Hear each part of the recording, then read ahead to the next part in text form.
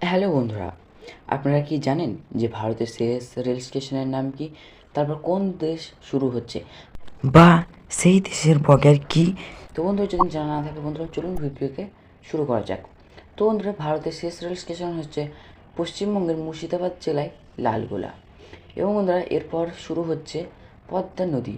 এবং বন্ধুরা, পদ্মা নদীর এই সাইডটা হচ্ছে লালগোলা এবং অর্থাৎ ভারত, এবং ওই সাইডটা পড়ছে বন্ধুরা বাংলাদেশ। তো বন্ধুরা, ভারত আর এই বাংলাদেশের মধ্যে রয়ে গেছে এই পদ্মা নদী।